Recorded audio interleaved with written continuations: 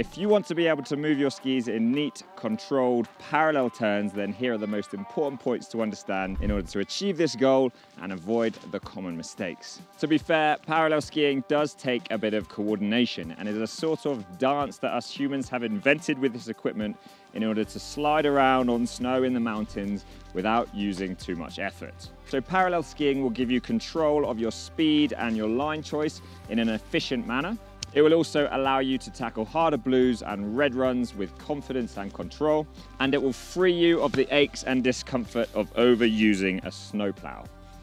Now, helping people to master their parallel turns is the bread and butter for us ski instructors. Now, of course, we enjoy teaching faster, harder stuff, but helping clients crack their parallel skiing can often be the most rewarding part of the process. Cracking your parallel turns is a little bit like finding the biting point on the clutch when learning to drive. The penny drops and the freedom begins. After thousands of hours helping people of all shapes and sizes how to parallel ski, I have made this video summarizing the most important points to grasp in order to give yourself the best chance of cracking your parallel turns. So here are the 4 steps you can expect to go through as you progress to parallel skiing, as well as the 4 most important concepts to understand in order to give yourself the best chance. Many instructors use a step-by-step framework in order to teach parallel skiing. This is not the only way to teach skiing, but for most scenarios, it is the most appropriate. Firstly, as you learn to ski, you'll learn how to snowplow in a straight line in order to control your speed. Second step is you'll learn how to turn in that snowplow and steer left and right. The third step is what a lot of us instructors call plough parallel skiing. This is where you use a snowplow just as you're going around the corner, and then as you're traversing across the slope, you start learning how to bring your skis into parallel. Now, the fourth step is parallel skiing, when the skis are parallel throughout the arc, and to do this, learners must get control of the awkward inside ski, bring it from that snowplow position, and steer it simultaneously with the outer ski. So here are the 4 most important points that I have found give people the best chance of mastering their parallel skiing. Number 1, remember our golden rule is to balance on the outer ski when you're turning. If you're balanced on the outer ski when you're turning, then it frees up the inner ski and allows you to bring it from that snowplow position into parallel with the outer ski. If you lean on the inner ski when you're turning, then it's likely to get caught in that snowplow position and you're not going to be able to bring it into parallel. Number 2 is to steer the skis together. Think of the skis like arrows, and when you want to steer left and right, point those arrows left and right and try to do both feet together. You may find you steer the outside ski first and then the inside ski after, but try to steer them simultaneously.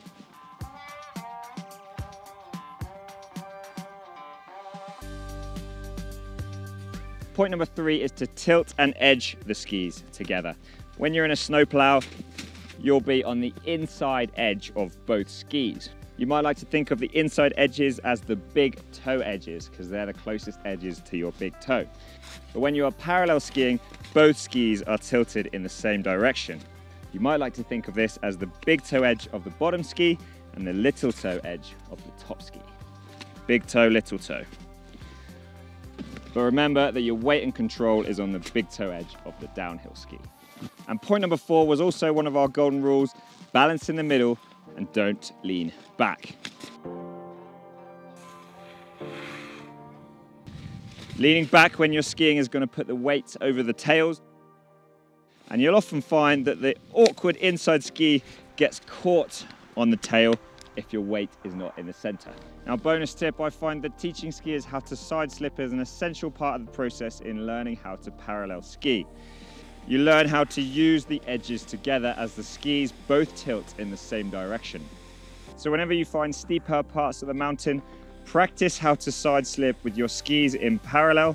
It'll help you with your parallel skiing, and it's also a valuable skill for dealing with steeper, more tricky parts of the mountain. Now, once you've got the skis roughly working together in parallel, you might want to start adding in a bit of up and down movement to make for a smoother ride. You can come up a little bit as you're starting a new turn and changing the weight to the other ski, and then you can flex down a little bit lower in order to absorb the frictional forces that are coming at you as you are going around the corner.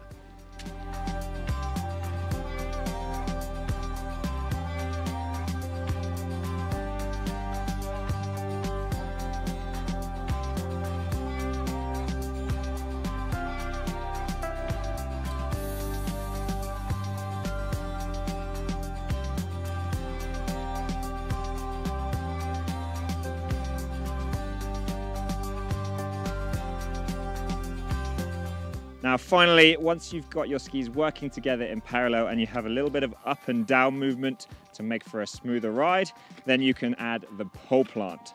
Now the pole plant is simply tapping the end of the pole against the snow to initiate the turn and coordinate your body movements. It also helps with your posture, making sure that the upper body is doing approximately the right thing at the right time. So with that in mind, we're not swinging our hands all over the place and doing extravagant pole plants. It's more keeping the hands still and just flicking the wrist. So I hope this video has given you a better understanding of the mechanics of parallel skiing and gives you a better chance of achieving this goal. Now, as you learn to parallel ski, it makes a big difference being on the right terrain for you, as well as having the correct inputs. So it's definitely worthwhile hiring an instructor whilst you are learning to parallel ski. So take it easy, have fun, and enjoy the view as you learn to parallel ski. Next up, we will cover the concepts you need to understand for faster skiing, steeper slopes, and variable snow conditions.